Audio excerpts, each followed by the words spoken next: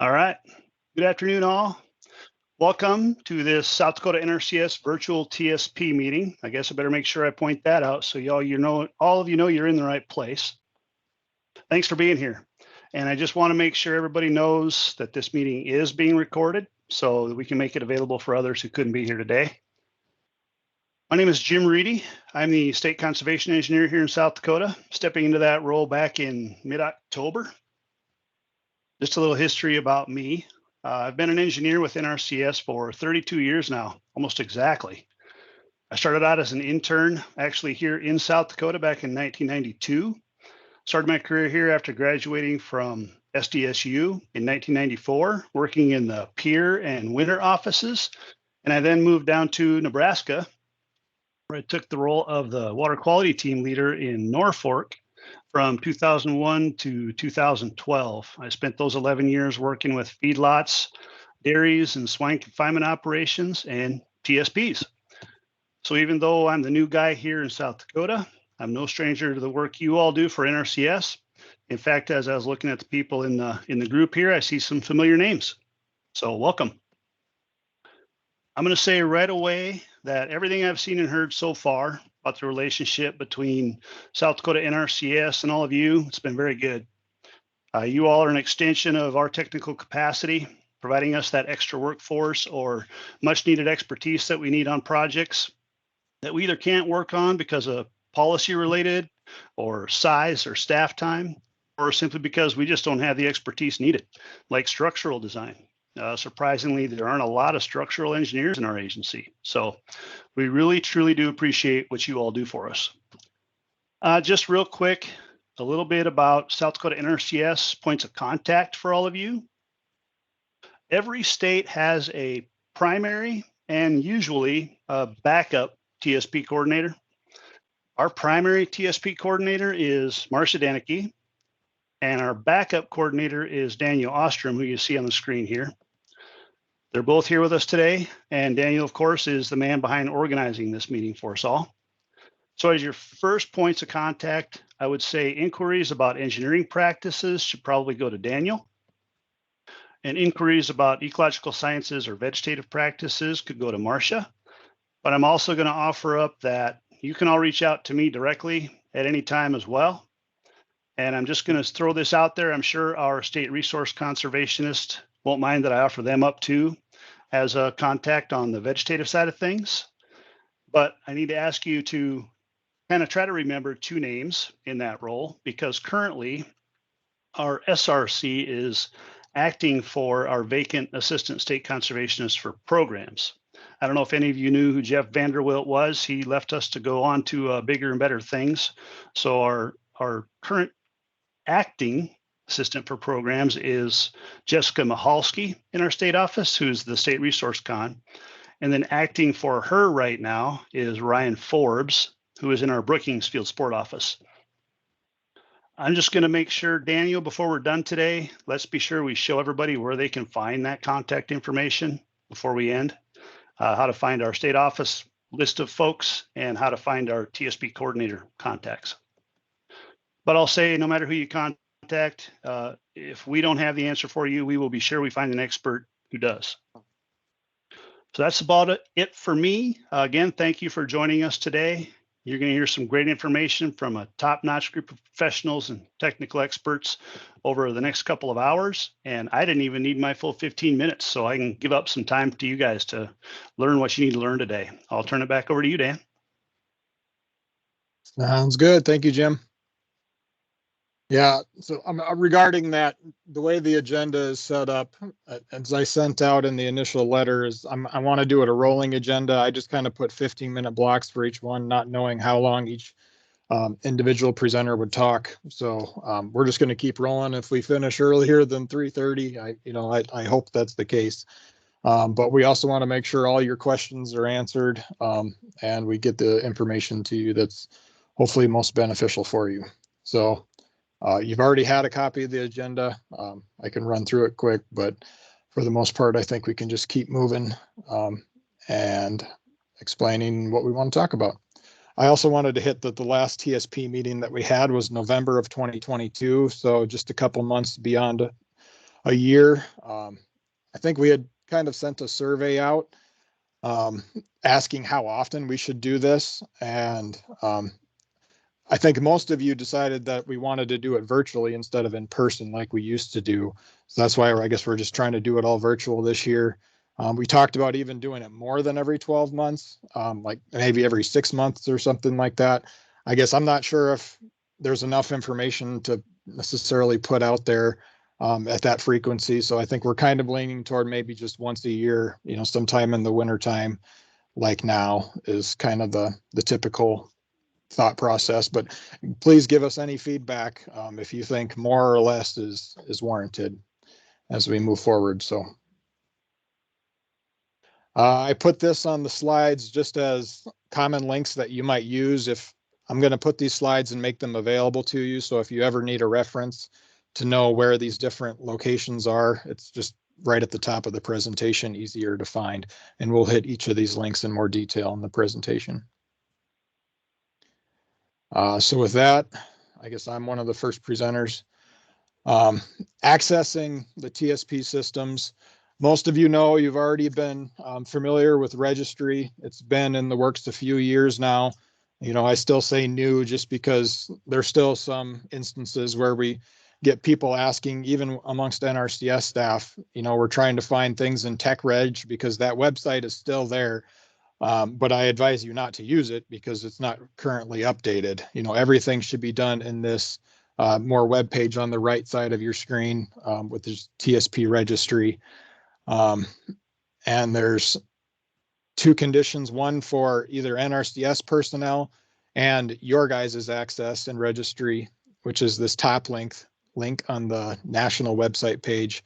And then there's the Find the TSP link, which I'll talk about next. And that's what producers and other people using your services would use to find you guys when they're searching for a TSP. Some things I wanted to hit on with this is actually a screenshot of what I see. I'm actually assuming it's similar to what you guys see when you log in. I don't even know that for certain because I haven't been on your guys' side of the house. But if you ever have problems with inputting, whether it's your engineering license information or other certifications, qualifications you have, you should be able to access all those, obviously, as long as you're good with all your AgLearn trainings and all your security setups, things like that. But if you have problems, please reach out to me. I actually have the ability to go into your personal files and update some of that information myself if needed. So if you can't figure out how to do it or the website just isn't working, please reach out to me and we'll get it figured out how to make sure all that information is updated. So this is the Find a TSP website, what it looks like. So this is what producers are going to go out there and look for when they're trying to find who in South Dakota is all a registered TSP that would do a practice like 313 or ag waste storage facility or something like that. So I just wanted to make sure that you guys take some time, go to this website and continue to put all the practices that you guys are supposed to be certified for and test it. Make sure that your name pops up because people aren't going to be able to hire you if they don't know if you're registered for that practice. If there's certain practices that you're supposed to be listed for, but maybe there's a glitch in the system, I'm just telling you to make sure that that is correct for what you want out there. Another note, when you're updating in registry your license information, we've had some instances where you might have multiple states that you're licensed as a TSP in, and you're putting your license criteria within the system. Don't do add a qualification for updating information because then you might have like 3 different South Dakotas on this list. This is more what we'd like to have is only one state with only one certification. And you do that by making sure you hit update. If you have to renew the years, like every 2 years, if you're getting a new license in South Dakota, you would add that new certification using the update, not the qualification. Because if it adds more than one state, so like 3 South Dakotas, it actually takes our technical support team to go in there and delete that, because there's no easy way to do it once you create a new qualification. So just things like that. With registry, with anything in coding and things like that, we still have issues. It is getting better as the years progress, but I would say it's still glitchy from time to time. If things don't work for you the first time, one day, sometimes it's just a matter of letting the system refresh and update. Whether that's, a midnight cycle or something like that, just try it again the next day. If it still doesn't work, then definitely reach out to us and we'll put in a help ticket and try to make sure that everything is correct the way you'd like to see it. With that, I guess, be thinking through the presentation about the different issues that you've had with registry, things that you still know are wrong and maybe need fixing. If we don't know about it, we can't fix it. So we'll have a Q&A session at the very end of this meeting, kind of ask what those issues are and make sure we know about them so we can get them resolved. And we'll also try to answer them as best we can if we have the answer offhand. So with that, I'm going to pass it off to Jen Wirtz, and she's going to talk a little bit about our practice payment schedule and equip planning. So with that, I will stop sharing, and Jen, you can take over sharing the presentation. Okay. Good afternoon, everyone. Can you hear me okay? Because I was having some audio issues on my computer earlier. Okay. We can, Jen. Yep. All right. Thank you.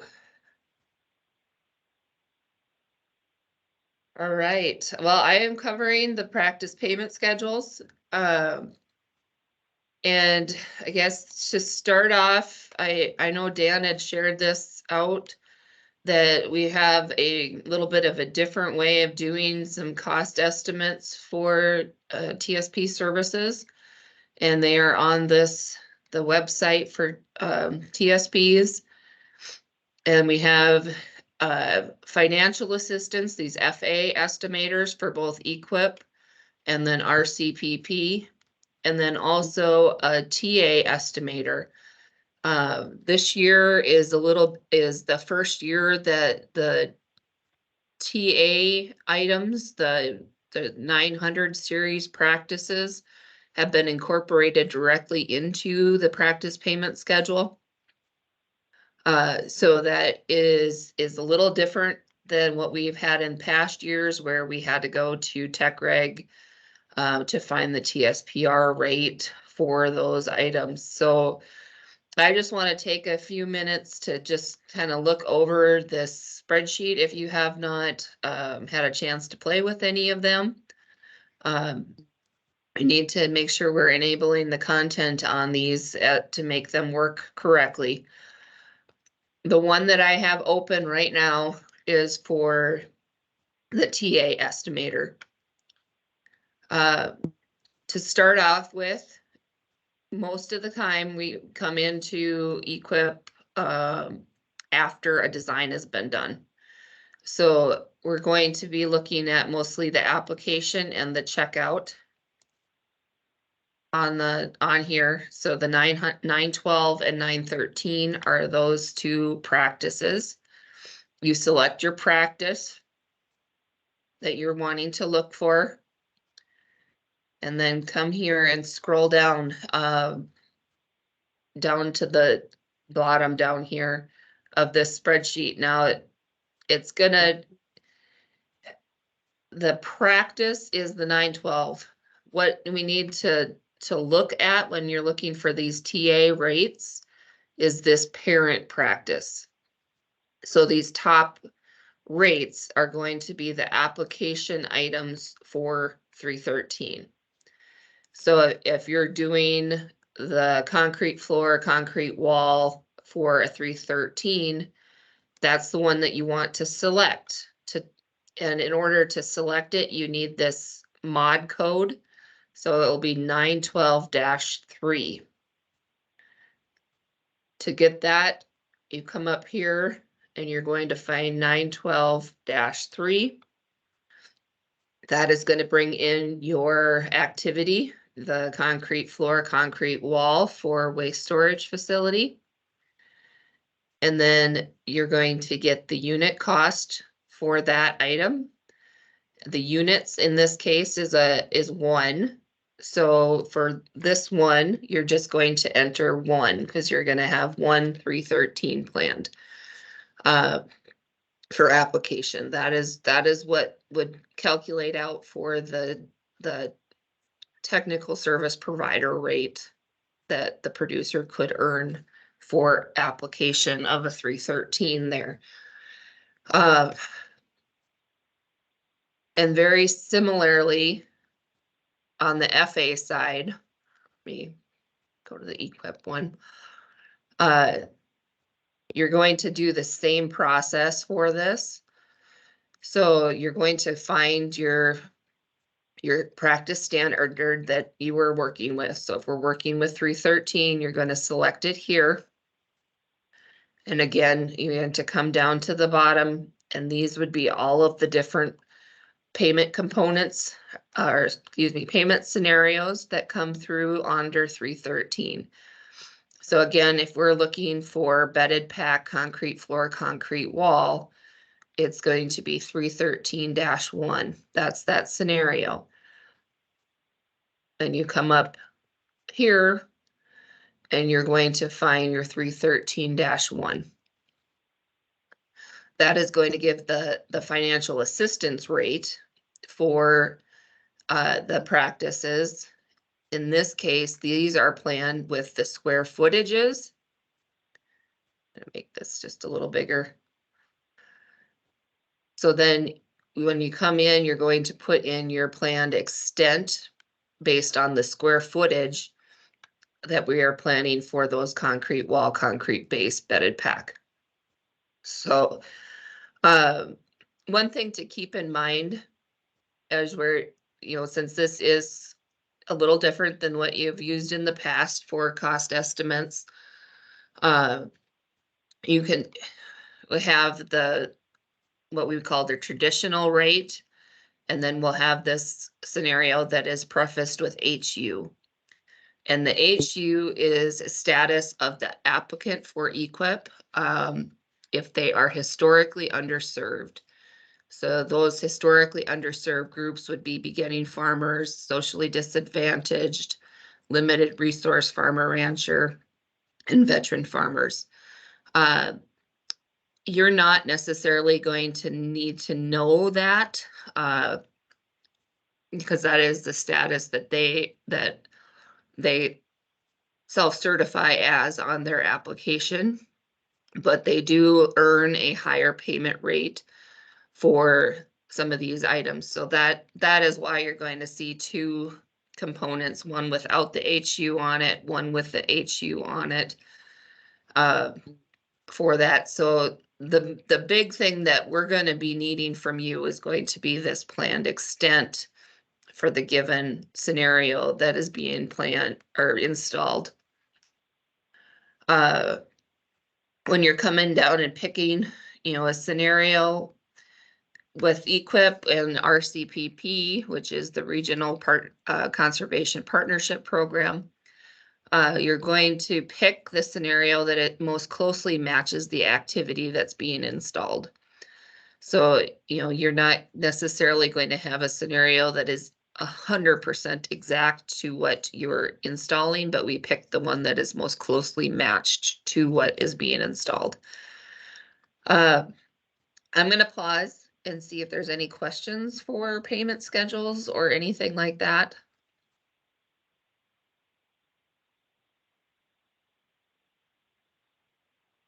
I guess the only thing I was going to touch on, Jen, was explaining RCPP versus EQIP on the 2 cost dockets. Okay. So we have 2 this year for RCPP and EQIP. And the reason being is that there are some slight differences in the unit cost for the scenarios between RCPP and EQIP. Going back to your field office technical guide, and I realized just here now as I was going in there that we do not have this updated to the current practice payment schedule. These are what we issue to our field office staff every year for practice payment schedules. And it basically comes down to, let's just look at mortality facilities. Helps our field offices know, we have a payment cap for this practice. Maybe some typical associated practices that get scheduled with it, and any sort of clarification into what would be needed for the scenarios. And then the scenarios are here. So I will get that updated to the ePhotog, and it's under section 1 of the ePhotog under state payment rates and methods. And then you would have access to this document that is out there for our field offices to access as well. And you can just quickly see, what scenarios are available for any given item. If there is a difference between EQIP and RCPP, I have, noted on there. And I'm trying to think of one that is right off the top of my head of which one had some differences in it.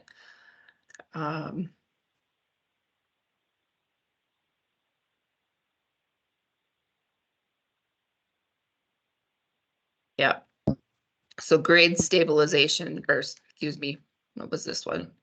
Yeah, grade stabilization structures. This concrete box drop is an example of one of the scenarios that are different. It is available in RCPP, but for whatever reason, that scenario got left out of the EQIP payment schedule for 2024.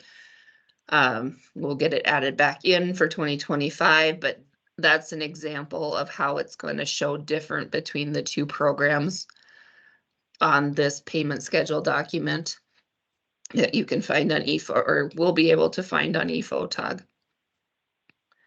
Dan, did you have any other questions that may need to be covered? Or anything else that you want to discuss under EQIP? Because that's pretty much all I had to share at this moment in time for payment schedule updates, but. I don't think so. Either we can Okay. take questions now or we can address them at the Q&A session at the very end. Okay.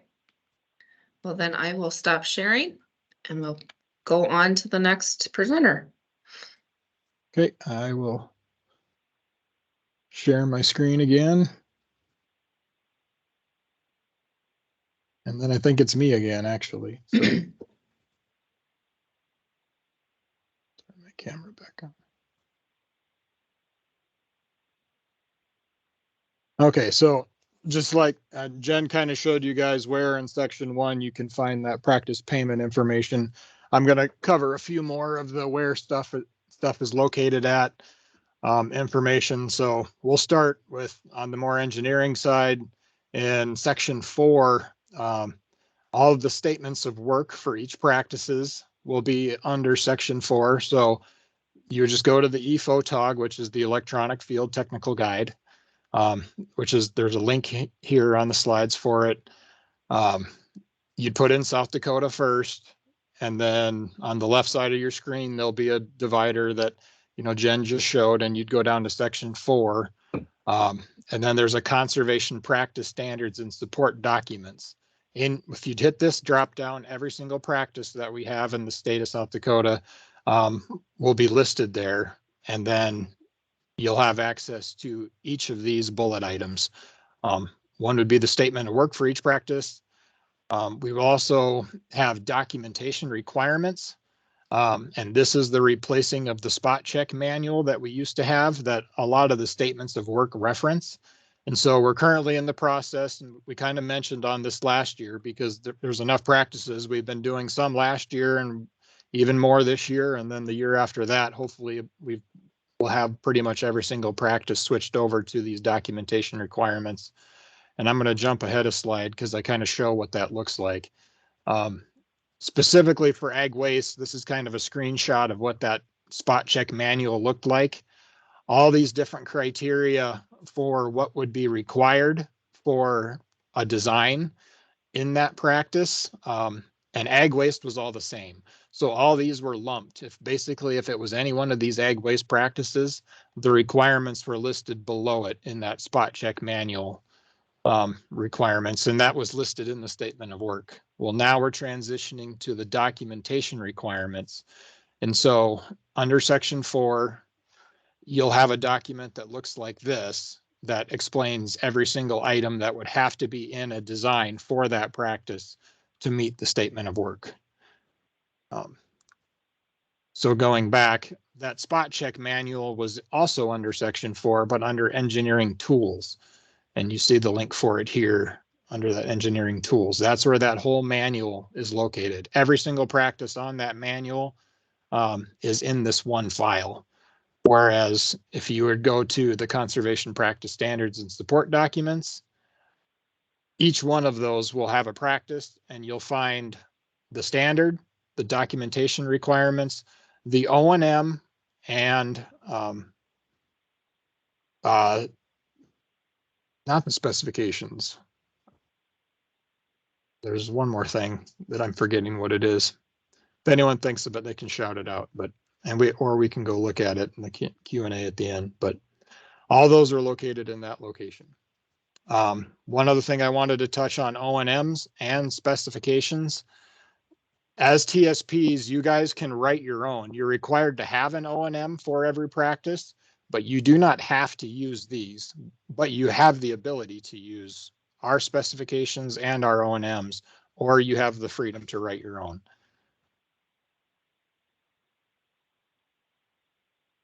Jumping forward, basically between the ePhotog and our state NRCS TSP website, which is located here, there's a link for it. I also believe John Schmidt had put a link in the chat for that as well. But you would find those EQIP and RCPP funding estimators, as well as your technical assistance estimator in this location. The ADS 6, which is a form that we need to have the release of information back and forth between NRCS and the TSPs from the producer. This is a new form. The ADS 6 was already there, but we've updated it. There was actually last year we had switched to a 1270 form that we've decided wasn't really the best form for us to be using. So we've kind of reissued that and went back to a new updated ADS 6. This is currently updated as of just yesterday with that new form on it on the South Dakota TSP website. That also includes an electronic waiver file on that form that when that is signed, it basically says that the liability of if we share information files, whether we're using your electronic information or you're using ours, you assume liability just by the act of using it. And that's what that waiver is for. And that is attached to the ADS 6. We have the county form, the engineering 62 is on this web page. Our pre-design checklist, as well as our pre-construction checklist. We've updated a couple items on that, and that is also completely fresh and updated as of yesterday on this website. The roles and responsibilities forms, that is still on there. That one I think was done in 2022, as well as our warranty of technical services, which is a requirement for checkout. All those are on the South Dakota page. Some other information, if you guys have, registry questions or issues, there are some national tech guides that are on the national website. So if you click on these links, you'll get to the national TSP website. And if you scroll, I think it's more toward the bottom, you'll see this screenshot and you can click on any one of these PDFs to get, kind of a learning aid to go through these, whether it's dealing with expired licenses or recertifications, or even just starting out with, I want to become a TSP, or we have staff in our in our firm that wants to be a TSP, where to get started. Not only that, but we also have YouTube videos. So here's the link for the YouTube site that has all that information as well. With that, I will pass it to Justin, and he'll have some information regarding some of the design and pre-construction, pre-design meeting information, stuff of that nature. So I'll let you take it away, Justin. And whenever you need a new slide, just let me know and I'll hit it for you. All right, thanks, Dan. Yeah, in case anyone doesn't know me, I'm Justin Bonneman. I function as the lead engineer for our nutrient management team. Our nutrient management team has, had some various different employees throughout the years, and I guess over the last 20 years, I've been the one that hasn't left. So good, bad, or otherwise, a lot of you have had to deal with me at least at one time or another. We're hoping to get a new employee on Monday, and if that person arrives as scheduled, I'm sure you'll get to meet that person down the road. And so we're eager to do that so we can spread our workload out a little bit. So what I was going to talk about today is just some of the things that happen when we're out and about meeting with the TSPs and how that relates to some of the documentation requirements that we've talked about already. So as most of you probably know, part of the statements of work that Daniel mentioned would be these checklists, and there is two of them. They look a lot alike. They're not exactly alike. One of them is the pre-design meeting checklist, and the other one is the pre-construction meeting checklist. And as we've gone through, these are available. The full lists are available on our TSP website, and they've just recently been updated. So if you want to go ahead and flip on to the next one for me, Dan, that would be good. So one of the big items that's going to be noticeable that we changed is we actually removed the requirement to review a preliminary feasibility report. So I was just going to mention a few things about why that happened.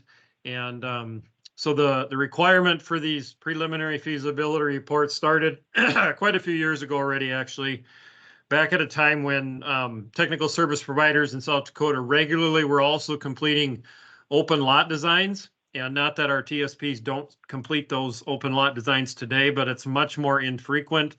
And kind of as Jim alluded to earlier, we use a lot of the TSP abilities out there to do structural type designs, barn projects. It's pretty common that as NRCS and TSPs were working together, our nutrient management team in South Dakota is a bit unique in that we often do the open lot designs, whether it's for a vegetated treatment area, a holding pond, and a bunch of other related practices or not, with a TSP taking on the barn. But anyway, in the past, we had a lot more projects where the TSP was taking the lead on open lots. And what was happening was we were seeing holding ponds being planned and even going as far as installation. And like I put in quotes there, sometimes unsuccessfully, in unsuitable locations.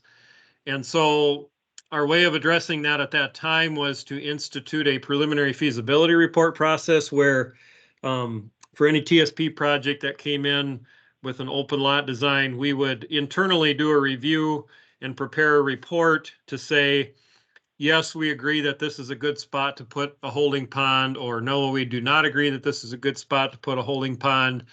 A lot of times that involves some triple checking of our wetland maps. And so, like I said, that's shifted over the years to mostly confinement barns. And we've had very little issue with putting confinement barns in unsuitable locations.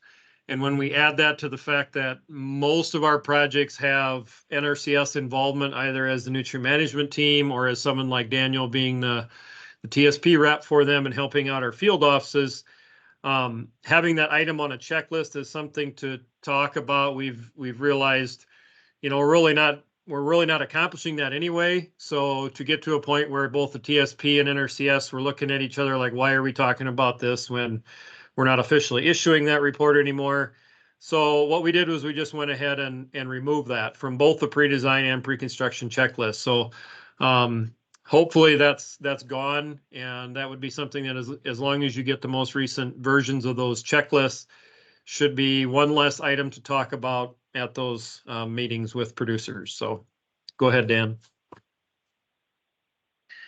A couple things about contracting practices that we've seen recently. Just trying to clarify a few things and try to get on the same page with things that we don't necessarily have written policy on these as far as things written into our standard or some of those kinds of things. And they're a little bit murky even on the NRCS side, and we end up talking about them. So I did feel like they were worth mentioning at this point. So heavy use area protection, the most common one that we see used is a reinforced concrete with sand or gravel foundation. And then the second most common use would probably be a rock or gravel. And what we're seeing a fair amount of these being used for is like a 16 to 20 foot feed road, quite often on the south side of a confinement barn. As I wrote there, eligible when it meets the purpose and requirements of the standard. That's standard number 561. But if you go and read the cost docket as Jen was showing us earlier, if you went to this practice, there is still a statement that it is not eligible for runoff if the heavy use area will drain into a waste separation or waste storage facility. And really what we're getting at there is, I wrote no bunks, and what that's really referring to is no bunk aprons. So we won't pay for the part of the concrete that's on the inside of the yard. We're really not trying to accomplish anything by paying for that. And then also feed roads under a roof are not eligible. It's really not possible to meet the requirements of the standard and the purpose if it's under the roof already. And then roofs and covers is kind of on that same line. We can, within reason, we can help pay for some overhang over things like bunks, over the back walls. We're not drawing this to a perfect line exactly where the pin ends. I didn't put it in the presentation, but we do pay based on a plan area. That means as if we're looking straight down from above. It's not based on, the area of the roof as far as the slope would be concerned. The key thing is whatever roof is being paid for will need to meet all of the standards and specifications. And at the end of the practice completion, the technical service provider needs to be able to use the warranty of technical services and prepare as-built plans that show that it still meets requirements. The other item I wanted to mention there is that it does need to be somehow related to the animal production area or the manure storage area. Things for equipment storage, commodity storage, some of those kinds of things that are kind of related, but they'd be a stretch. We look at those a little bit on a case-by-case basis, but in general, if it's not where the animals are or waste is at, it's most likely not going to be something that we could help pay for. In many cases, that's not super vital because the way that our practice caps are structured right now and based on our payment rates, it's pretty common that anything over about a 400 to 500 head sized barn or anything with a decent area of barn is going to hit that $150,000 practice cap for roofs and covers. But, if we get into those smaller systems and we're debating some of these things, just know that the NRCS does have policy on our end that requires us to make sure we're not paying for things that we should not be paying for, right? So, the key thing with both of these is just, if you have questions, you can let NRCS know. Otherwise, just be aware that if something is kind of in that gray area, what we'll end up doing is talking through it on our end, and then you may or may not get contacted as a technical service provider that we say, we can or we can't pay for that, right? So go ahead, Dan. Some of what I called the accessory practices for confinement barns. We get into cases where these practices are being worked into a project, they're being put in a contract. We've got waste storage facility closure, which is typically related to the feedlot closure by the acre. We've got obstruction removal. Most likely that's either removal of the steel or concrete structures like the bunks, the aprons, the waters, or removal of buildings, and then removal of fence. So a big note for us on the NRCS side, most people are probably aware, but we have to be very careful with spending government dollars on certain types of buildings that may or may not be culturally significant. So I put a little picture there on the right of one that, we had our archaeology folks do a fairly intense evaluation of what is essentially a metal shed. It's not the white barn in the background that went down, but that metal shed. And in the end, we did pay for it, but just be aware that if something culturally significant is identified as far as a building will be concerned, a building removal under obstruction removal may or may not be approved. Critical area seating relates back to the waste facility closure. A lot of times that takes a look at, reseeding a feedlot area that's truly abandoned. And we've found that it can require some fairly intensive testing, topsoiling, and some of those kind of things to be successful. So, the summary of this slide would be on the bottom there.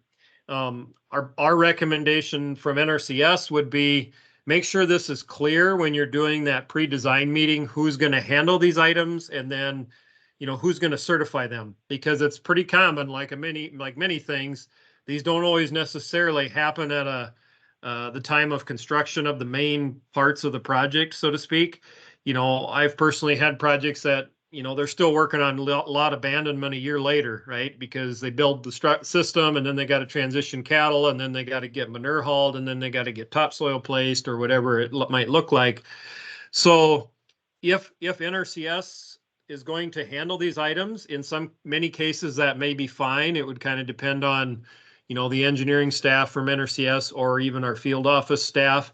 But it just needs to be clear who's going to handle them, and then especially who's going to certify them, because, the producer is the one that really needs to know, who do I let know when I'm going to do these things, or whoever is going to accomplish that if it's a contractor.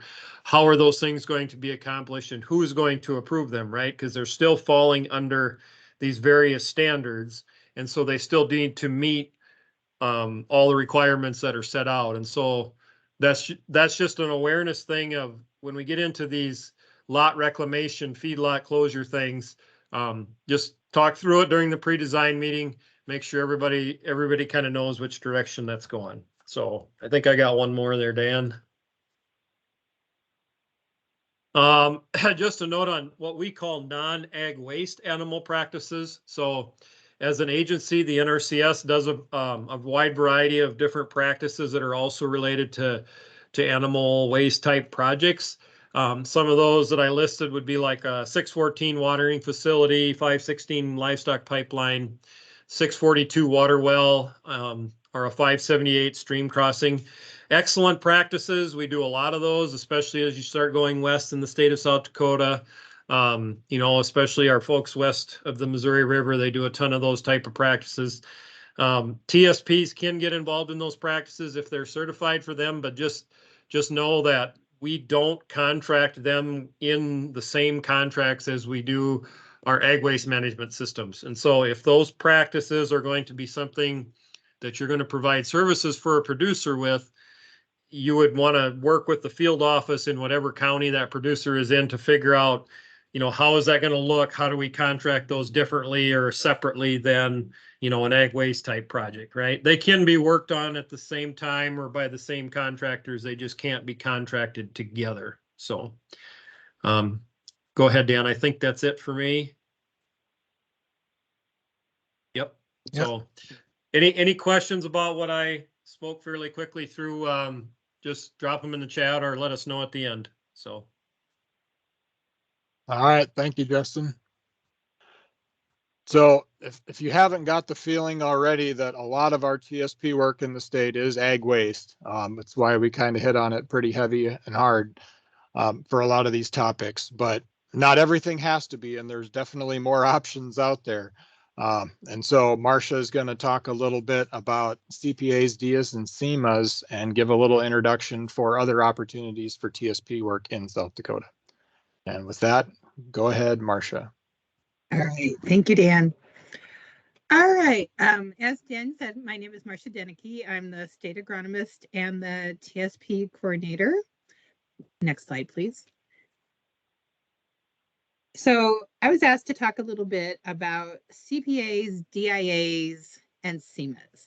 And so, a few years ago when we converted from CAPs to, these CPA, DIA, and SEMA activities, it was done to try to better align with NRCS's 9-step planning process. And so, if you look at a CPA, that's a conservation planning activity. So, in a CPA, typically you are working with the producer to identify alternatives. Like, you're trying to figure out how to best address whatever resource concern or problem they're having.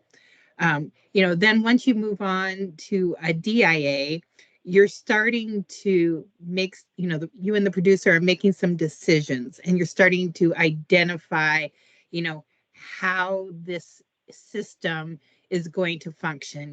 I like to think about, livestock water as an example. When you do livestock water, you don't just start with the tank. You have to research, what is your water source going to be? Is it a well? Is it rural water? Is it some type of pond?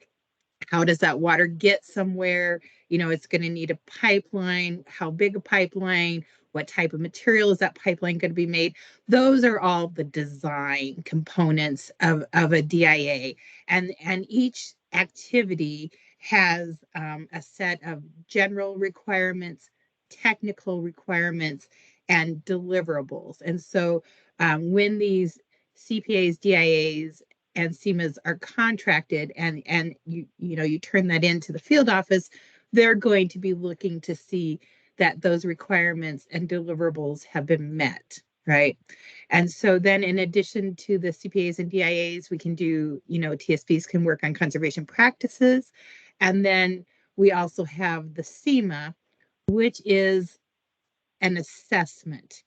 So a CMA is an assessment, and what makes it different is that you don't have to be a TSP to do a CMA. A CMA can be done by a qualified individual. And so theoretically, each one of these activities could be, scheduled in a contract, each year. So, over a 4-year time period, you could have, individual components, individual activities, right? Each year of a contract. Okay. So typically, yeah, most people are not going to want to spend 4 years trying to get to whatever, address whatever problem they're trying to address. So next slide, Dan. So instead, what's probably going to happen is we're going to look at some type of pairing options, right? And so we're able to pair, the CPAs and DIAs, together. And then, so you would, kind of look at the different options, in South Dakota, like nutrient management or a CNMP design, for instance, so those two things could be paired together, and then then at a later date you could have a second contract where the practices to implement that are contracted. You could also alternatively the CPA could be by itself, and then the DIA and the practices could be paired together, right? So the only thing that we can't do in a contract is we can't pair both a CPA, DIA, and practices all in the same contract. So, typically in South Dakota, when we talk about an ag waste or a CNMP, like we are contracting at that point where, the producer is essentially ready to go, right? Everything is done. The producer's ready to go. We write the contract, everything gets put in it. And there is absolutely nothing wrong, with doing it like that. That process works for South Dakota. And so there's nothing wrong with doing that. Once in a while, I think we kind of run into people who, at least when I was in the field, you get those people that don't quite know what they want.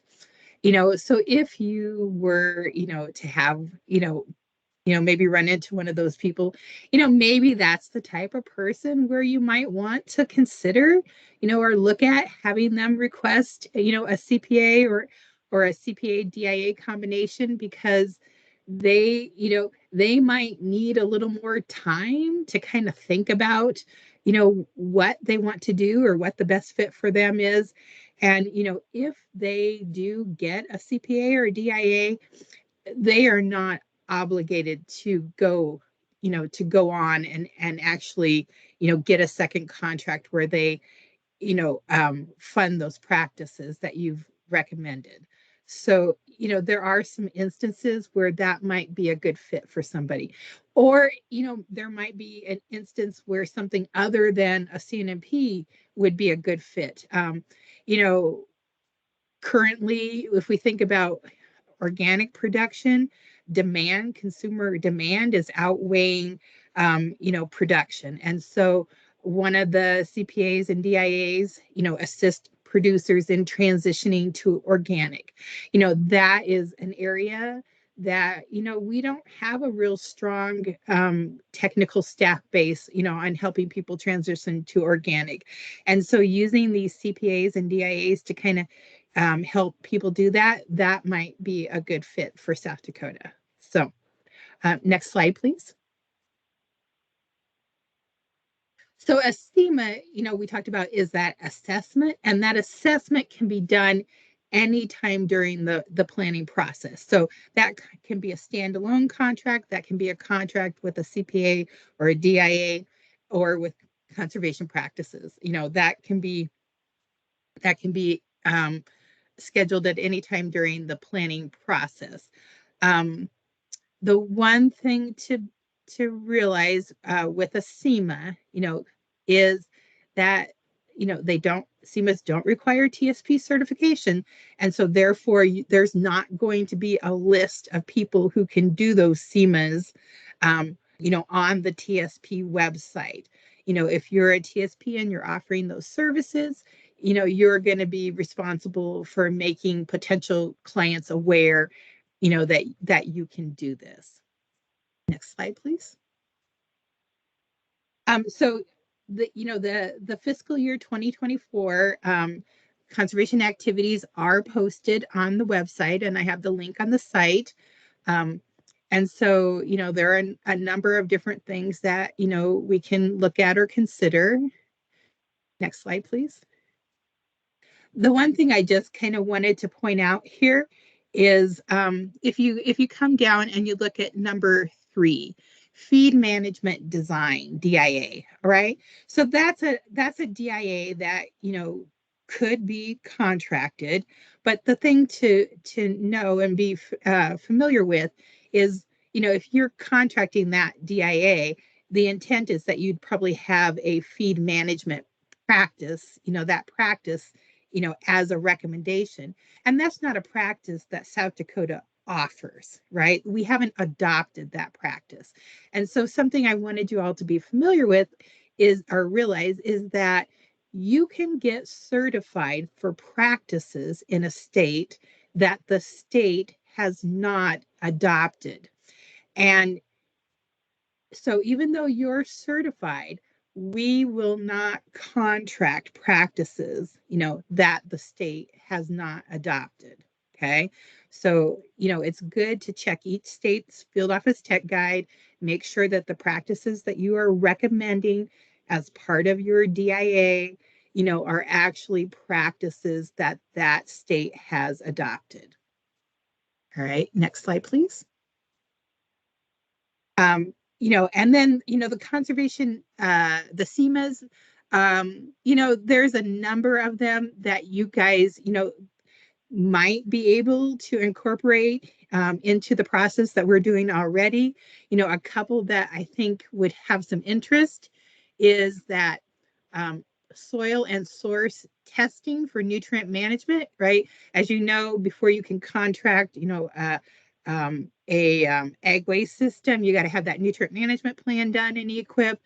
And so, trying to get those soil tests done, make sure that they have land available for application, that might be an assessment that you would want to use in order to get that information that you need to do that nutrient management plan. Another one we talked about is suitability. You know, that site suitability and feasibility for a waste storage facility, you know, that might be a SEMA that you want to um, um, have the producer talk to the producer about, you know, requesting as part of their contract, you know. And then, you know, there's a number of other ones, you know, that have some potential, you know, that we haven't really used too much because some of these are fairly, you know, fairly new. Next slide, please. So the one thing on this slide that I just kind of wanted to kind of lay out, it's, Dan, if you could click on that subpart G, appendices. So there is, you know, this slide comes from the national instruction, the TSP national instruction. And so I just wanted to kind of show you that, you know, if you have any questions, you can always, you know, kind of pull up that national instruction and kind of take a look at it kind of, and that's fine. It's not showing up, but that's something that they can look at on their own later. You know, Typical it kind of government lays, fashion. Yep. it kind of lays out how things are, you know, how things can happen.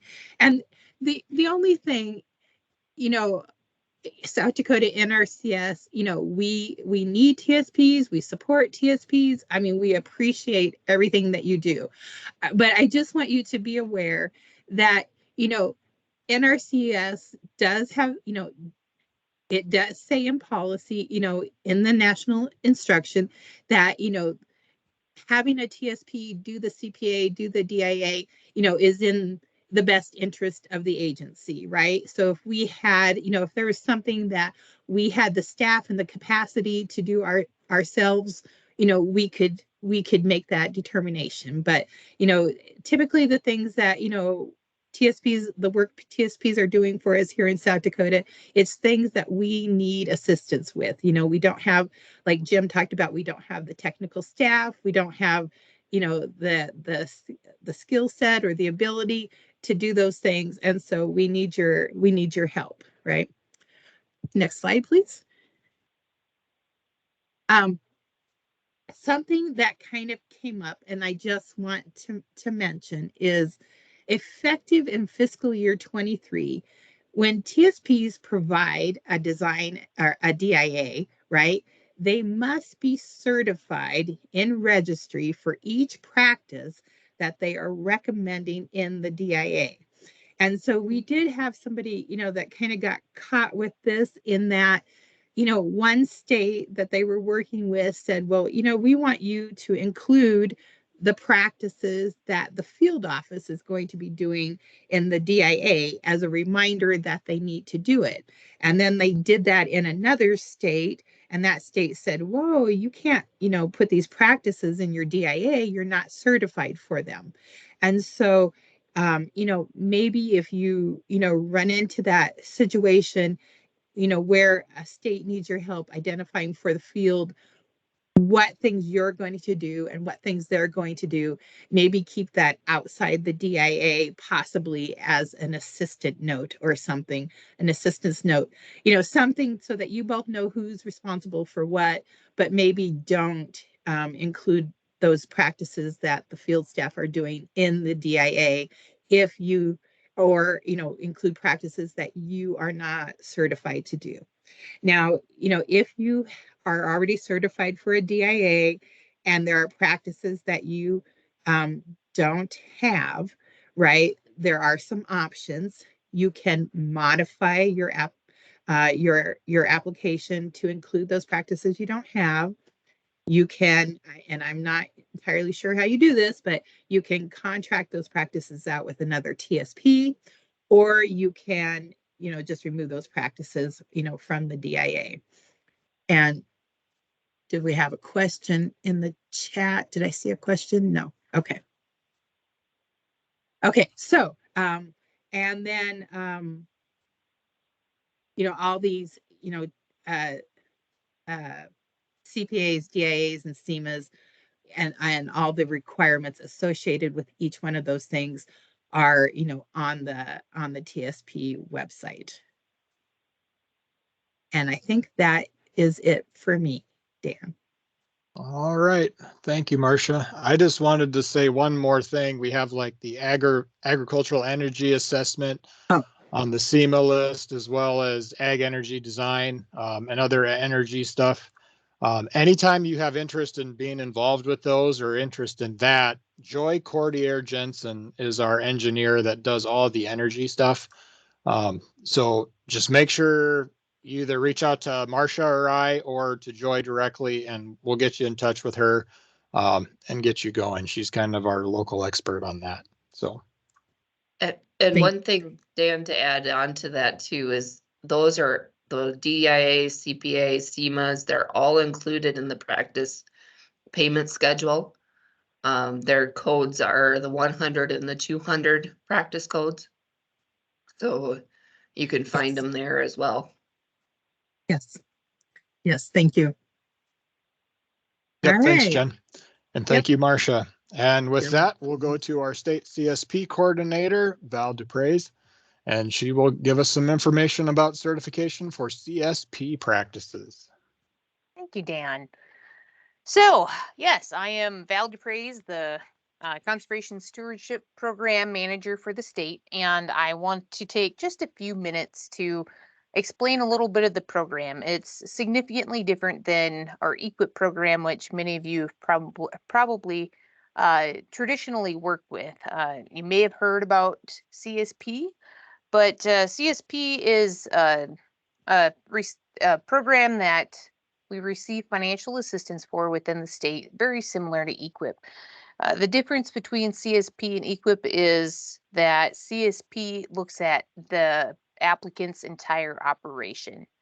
So if an applicant comes in and says, I'm interested in CSP, the first thing we do is we pull maps of their entire operation and we start taking notes. One of the things that we look at is what land that they will have control of for the next 5 years. CSP is a 5-year commitment. We only have 5-year contracts. So from that point, we identify the land that is eligible. We complete assessments on it, kind of an inventory, and then we go to planning activities in which the producer wishes to adopt across their operation. So we kind of set a benchmark, and then we improve conservation activities from that point. So like I said, it's a 5-year commitment for the applicants, and there are annual payments for the activities that they do. CSP is different also in the fact that there is an existing activity payment earned on the land that they offer. So there's a flat rate payment for each land use they adopt activities on, as well as additional payment based on the number of resource concerns met at the time of application. So there's a few incentives that accompany the CSP program that are unique from EQIP, but that's kind of an overall summary. The biggest thing is CSP is an entire operation view, and EQIP can be very targeted pieces of a farmer's operation. So next slide, Dan. Just recently, NRCS, South Dakota NRCS has received an influx in funds, and we have a lot of new opportunities available for producers. We've got more money, but not more staff. So one of the features that South Dakota has looked at is, trying to incorporate more TSPs into the certification process to help be more timely with our activity certifications and modifications and payments. Everything kind of piles up and rolls out together. Just recently, we've had the ability to include technical assistance dollars within our CSP contracts. We haven't completed a modification to add TA dollars into one of our CSP contracts within the state yet, but we definitely have the ability to do it, and it's something that we're looking at exercising. So historically, the TSPs have supported structural practices within the state, and the TSP opportunities within the Conservation Stewardship Program, CSP, are going to reflect a lot of those opportunities. So next slide, Dan. So recently we were approached by a TSP, and it was kind of a unique opportunity because they offered to use their TSP certifications to help us with the documentation needs that we have with producers. A lot of times, especially in CSP, we're requesting a very, very significant amount of documentation to certify the activities that the producers have scheduled across their operation. This particular TSP is a agronomic consulting company, and they had the majority of the documentation that we needed. As a courtesy or marketing piece to their customers, they were willing to provide they're willing to utilize their TSP certification on the activities they were certified, and providing us the documentation that we needed from producers for the activity certification. So that was something that we thought would be very helpful to us, because, it would be one point of contact for, sometimes hundreds of pages of documentation to support activity certification within their contracts. With our increased amount of funding, like I said, we didn't really have a way to increase staff. So this is, definitely a tool that South Dakota is using to help us get our activities certified on time. So relative to technical assistance dollars, so those are the dollars that we put into producers' contracts to support technical TSP work. We have the opportunity to do so. It's after contract obligation, so that's very similar to EQIP. And for CSP purposes, like I mentioned before, it's going to be for a lot of more structural practices, diversions, waterways, water and sediment control basins, irrigation systems.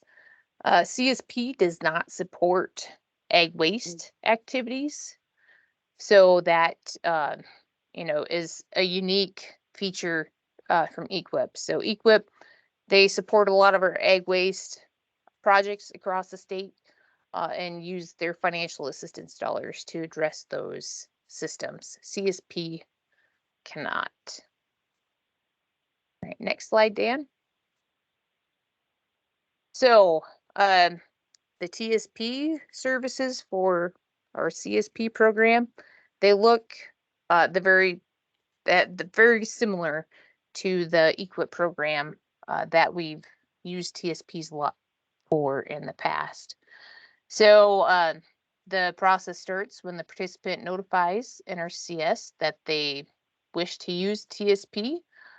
Once they provide who their selected TSP is, NRCS verifies that they're certified for the activities that the producer's interested in. And like Marcia said, that they're available on our South Dakota Field Office Tech Guide. CSP is a national program, and the payment rates are set more at a national level. So there are instances where other states offer practices through CSP that South Dakota may not. And the basis for us not offering those practices is because they aren't in our Field Office Tech Guide. So next slide, Dan. We would proceed to a pre-work conference, and at that point we would discuss the activities that the applicant selected to adopt across their operation and identify what specific activities the TSP would like to provide their services on if it's not the entire plan. So once the activities are implemented, the TSP would verify that the activities met the implementation requirements and provide the associated documentation to NRCS. NRCS will verify that the expected documentation is present and continue with the activity certification and payment. Next slide, Dan. Documentation for CSP is needed no later than August 15th. So many of the activities that CSP supports are activities like cover crops, crop rotation, nutrient management, pest management, prescribed grazing, a lot of activities that are applied each year and generally during the growing season. We have to have the documentation by August 15th because we, as NRCS, have to report all of the applied data no later than September 15th. Reporting the applied data is not very simple, or it's a very time-consuming process that the offices go through to make sure that each field is applied to the correct extent. And along with our applied data entry, we also have to complete contract modifications. So nearly every CSP contract has a modification to it prior to payment, because as we know, weather and planting intentions don't always line up from year to year. So if there's a field that we had planned a crop rotation on, maybe a participant wanted to plant wheat on a particular field and they committed to it 2 years prior. We had a wet spring and wheat didn't get planted in the field that we had planned. We have to do a contract modification and move that scheduled activity to either the field where wheat was able to be planted or reschedule it to the next year. The modifications are fairly time consuming and they require multiple level reviews prior to approval. So, it's just important that we get the documentation in a timely manner, and that's why we have to ask for it so early. So we have to make current calendar year payments by the middle of December, but we have until February of the following calendar year to make, that if a producer would like to defer their payment. So next slide, Dan. To give kind of an overview of some timelines that CSP generally operates on, we've got it's very similar to EQIP in that our batching date or the sign up date is typically November or December. And then from that point, we'll take the applications and start evaluating them. We generally go to contract in the early spring. So we've got some offices that are working through their contracting process now.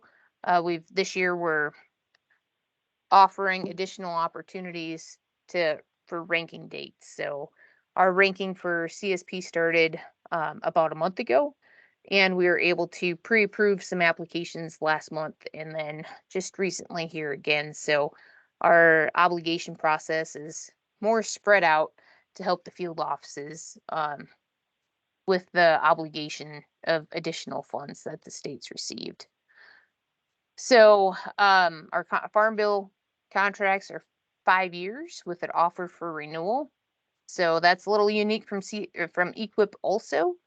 Our CSP contracts, they have their first 5 years and then they're offered to compete for a renewal. South Dakota will have a allocation for their CSP renewal contracts, and will go to a renewal contract with some of the participants that wish to proceed to renewal. It's competitive, so it's not an automatic renewal like maybe CRP would be. We do have some payment limits associated with CSP.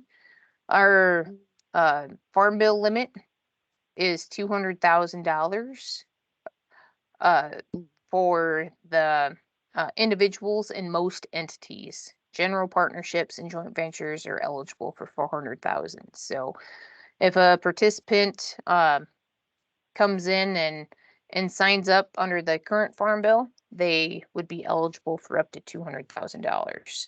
If we have a new farm bill and they come back in with newly acquired land, they'd be eligible for that newly acquired land to be enrolled in a later farm bill and have that associated payment limit available to them for that particular farm bill too.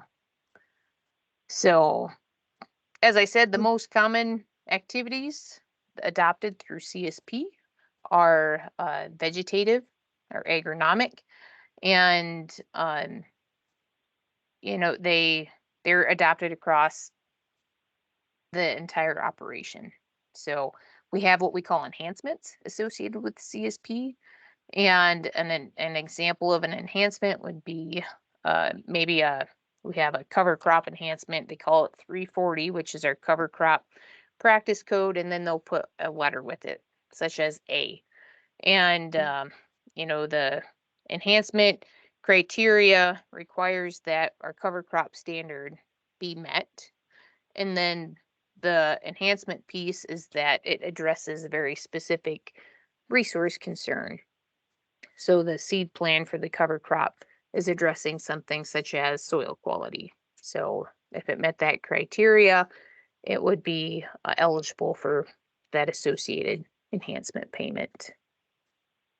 So we've got a wide array of enhancements that accompany our practices, and it covers everything from our nutrient management, pest management, cover crops, crop rotation, to grazing, to retrofitting fence to be more wildlife friendly, various seedings and pollinators, and we've got some irrigation activities. So CSP has a lot to offer for participants, and I feel that the TSPs have an opportunity to support participants and have a unique opportunity for technical assistance payments now that CSP has the ability to do so. I feel that it's also an effective marketing tool in the case where we have the crop consultants using it as a marketing tool for their business. So with that, Dan, I will turn it back to you unless there are some questions. Sounds good, Val. Before we get into the Q&A session with John Lentz here, I'm just, because Jim had asked to provide the contact information, I just put a link into the chat, and I'm just going to show what that link is quick. It's all the contacts for our state office directory, our state conservationist, many different positions. We got all our program staff, ecological science, partnerships, engineering. There's Jim's number as he referenced. So feel free to use that link and save it to your favorites or wherever you'd like to keep it, just so you can be on top of who to talk to for NRCS needs through the state office. With that, I will pass it over to John Lentz, and he will kind of lead our Q&A session, as well as anything he wants to share regarding the nutrient management team. Thank you, John. Yeah, thanks, Dan. Appreciate it. Yeah, for those that don't know me, John Lentz, I'm the team lead for the Ag Nutrient Management Team. Been in that role for about 18 years. And our team kind of works all across South Dakota, helping producers with their CNMP planning. So I'd like to thank Dan for setting this up. I did this for a few years, and it's a lot of work and effort. So Dan, appreciate your efforts in putting this together. And thanks to all those that presented today. Everybody did a great job. But at this time, we do want to open up the floor for any TSPs that have any questions or comments. This is your time to kind of, you've got the whole panel of people here that work on TSP issues in South Dakota, and we truly do want to be helpful We know sometimes the process can be a little frustrating, but we are here to help navigate through some of those frustrations. So go ahead and either type it in the chat box or just go ahead and turn your mic on and let's have some questions. Don't be shy.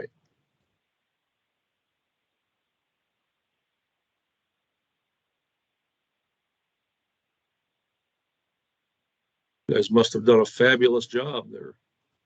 They're all pretty quiet out there. That and registry's working perfectly for everyone. Yeah, That's- must be.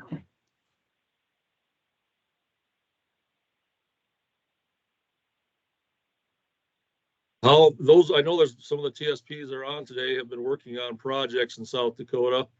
Would anybody want to share how they feel it's going so far? Is there anything that we could do to adjust the process to make it more efficient, or you like everything that we're doing so far as the process?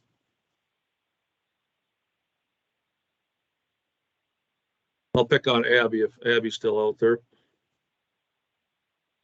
Or Ian.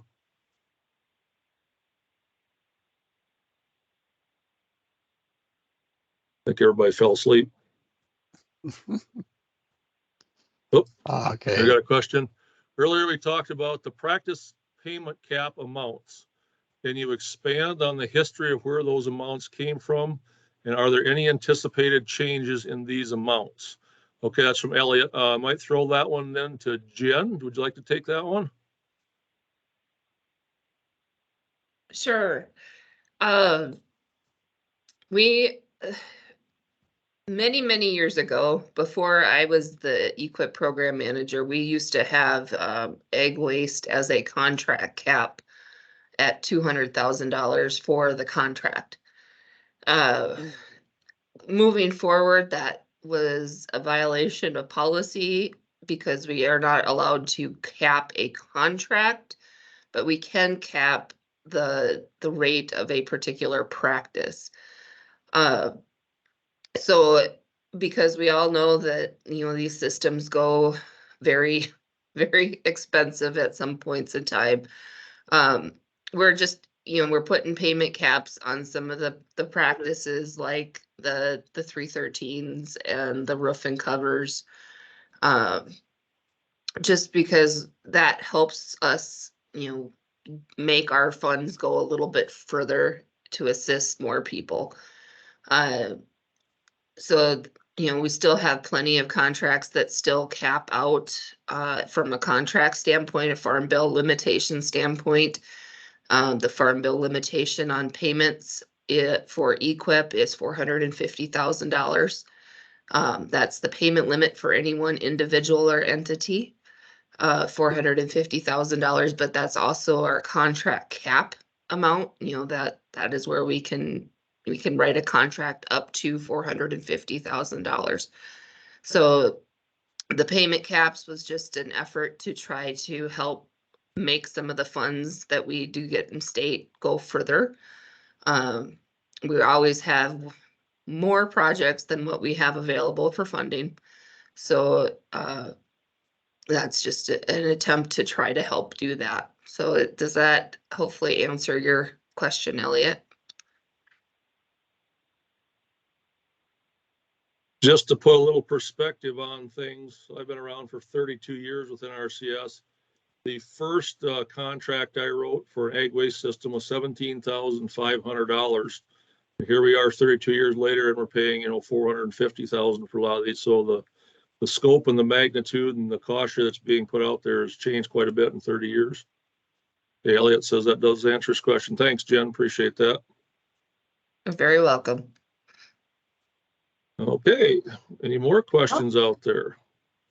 Hey, John, this is Abby. My microphone wasn't working, so I wanted to ask a question about getting funding for the DIAs and I guess in other states it's part of how they get into the application process. And how does that work in South Dakota to get funding to complete like a DIA? Okay, yep. Marcia, do you want to, or Jen, do you guys want to tackle that one? It would be the same process as any other equip that will have an application. The participant will submit an application. The DIA, the SEMA, the CPAs, those are practices. They use our financial assistance dollars. When I was talking earlier about the 900 series practices, those are technical assistance items, and those use a different pot of money. So the CPA, DIA, SEMAs, those are going to use our financial assistance dollars. The applicant applies for the EQIP, same process, applies for the process. We are exploring doing more maybe immediate funding almost for some CPA, DIA, SEMAs. But for this year, the application for one of those items would go into the resource unit funding pools for their applicable area. In the ranking, there's a category specific to CPA, DIA, SEMAs if it is a standalone item. If it's being included with practices, then they can compete in the other side of the category to get their practices funded as well. So hopefully that answers your question, Abby, but it again, it's going to keep being the same. Submit the application and we'll work to get the contract. Abby, are you thinking of any particular resource concern or conservation practices that you'd like to see the DIA used in? No, I just have a few producers, which Jen kind of mentioned this earlier, where they just aren't sure which route to go through. And so, that's always a route, when they're spending thousands of dollars on the design phase and they're not sure where to go. To get them into an application of a DIA might be beneficial with some producers where they're penny pinching to make their resource concerns go away. Sure. Yep. No, I don't think there's any reason we can't do it. We just haven't done a lot of them in South Dakota, probably because of our ag nutrient management team structure. And then also, we've got some of the watershed projects that have been willing to put some dollars up front for design work, but no reason we can't do them. Okay, Well, good question. To add on to that, we used to talk about conservation activity plans or the CAPs. These CPA, DIA, SEMAs are what used to be CAP practices, the conservation activity plans. They just are now broke out, like Marcia said, to align better with the planning process for NRCS. And especially if you have specific questions like John had brought up, where maybe the producer doesn't know their best route, I fully encourage you to set up a meeting, and where we can sit down at the table with the producer, with the TSP, with an NRCS representative. And as long as we know kind of what we're hoping for, we'll sort out what's the best option for them. And the best way to move forward is just to talk about it. So we encourage you, let's have those meetings, I guess. Because John said it, it's something that we haven't done a lot of in South Dakota yet either. So even our own staff needs to build that familiarity. And the best way to do that is just start step one, fill out that application, and we'll keep going from there.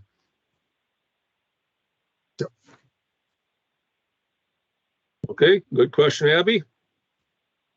Next question.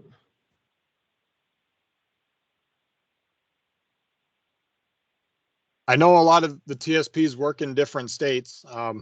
So just keep your questions in mind. If there's something another state is doing that South Dakota isn't, we'd love to hear about it and try to address, why we either don't do it, or maybe we need to look at changing how we do things to pick that information up. So, Yep. But it looks like Ian has a question there, John. I'll let you take it.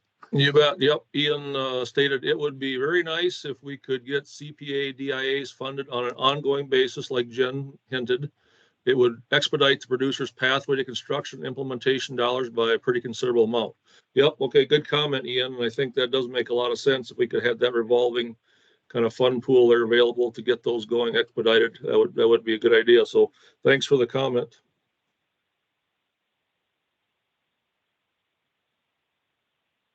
John, I got a quick question, I guess. Just wondering if you could give me an example of where the energy audit would come into play, and how does that get measured, or what's the purpose there, I guess. I just don't know that much about those. I'm going to bounce that one back to Dan or Jim, maybe. So the main energy audit mainly probably is you have a SEMA, right? And that SEMA kind of does an overarching, you go through and you figure out all the different things. And usually the producer has something in mind, whether it's lighting or, pumps, but the main SEMA audit is going to look at everything and try to tell that producer, these are the different options you could do to improve energy on your farm. And so, I mean, there is a whole process for being registered for that. Again, if it's a SEMA, you don't even have to be a TSP or, but you do have to have a qualification such as being a professional engineer or some other type of qualification to make you a qualified individual. Honestly, I'm not the best person to talk about this stuff. Joy Cordier Jensen is, but she couldn't make it online today. So I guess if you have specific questions about how that goes, I encourage you to follow up with Joy. I know there's more with the non-SEMA stuff that you can do with energy too. I just don't have enough education and background to really talk eloquently about it. Maybe Jim, do you have any other comments or knowledge? I don't have a lot of experience with it either, guys, but I know other states are looking to setting up what they call prescriptive measures. Basically, if you do these things, then we can say without a doubt that energy improvements have been made to the farmstead. And I need to follow up with like states like Wisconsin. They've been taking an active approach to coming up with these, what they call prescriptions, make it a little bit easier to work with a producer to say, these are the key things that we can say, you definitely do this. You have an energy audit done with a professional or a QI and apply these prescriptions. You'll be on the right track to implementing the energy. But same here. I don't have a lot of experience with it. I really need to get my head wrapped around what that involves. If I may just jump in here. I thought about putting you on the spot, Nathan, so I'm glad you chimed in. Yeah, I end up doing quite a few of them in the surrounding states, but we end up doing them for grain drying, lighting, irrigation stuff. If it's a livestock facility, it could be for some heating and some insulation of some older barns and stuff like that. So them are the main features that we've been using or doing. And Nathan, are you mainly doing those in SEMAs or? It had been the DIA, the 128s and then the 124s, okay. And I think the SEMA is pretty new here, so I haven't done actually any SEMAs yet.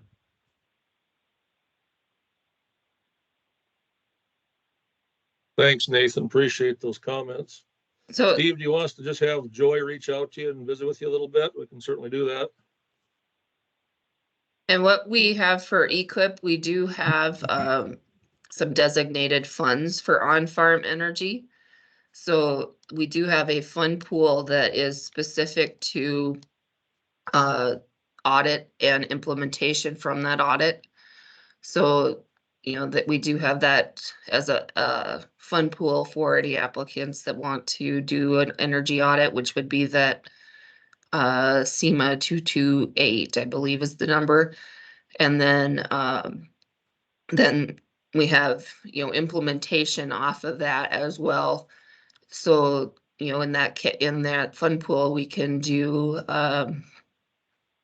the practices for the actual improvements, either whether it's, lighting or building envelope or whatever it happens to be. So And we did adopt combustion engine improvement this year as a new practice as well. Yeah, if you could have Joy, just give me a call. I think that would be great, John. Thanks. Yep, sure will, Steve. Appreciate the questions. Thanks, everybody, for chiming in on that. Okay, next question. Comment?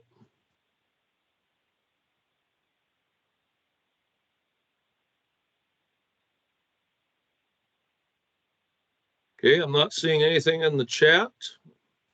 Gonna do a going once, going twice here pretty quick. Any last questions for anybody?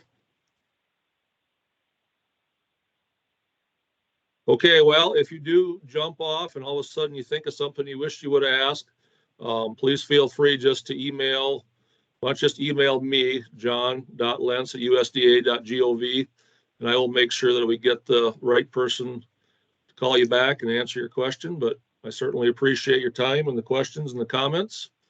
Dan, any last parting shots? I just wanted to echo what, Jim kind of started with, how valuable that the TSPs are to our organization. Like I said, we have a lot of contracts out there, a lot of producers to deal with, and we just don't have the staff to get it done. So we wouldn't be able to do it without you. And we fully encourage you. Hopefully we can make the registration process, smooth and seamless. I know nationally, they're always trying to make changes for the better. Sometimes it's not always successful, having some roadblocks and trying to make sure the software works. But just encourage you to always don't hesitate to reach out to one of us, and hopefully we can get over those hurdles as best we can, and greatly appreciate all your help. And thank you for joining today. Thanks, Dale. One last thing before you leave, just in the chat, just type in whether you'd like to have another TSP meeting in 6 months or a year. We'll leave it A or B, 6 months or a year, and then that'll give us some guideline when we should have this again. So thanks to everybody for joining. Appreciate it. Have a good rest of your week.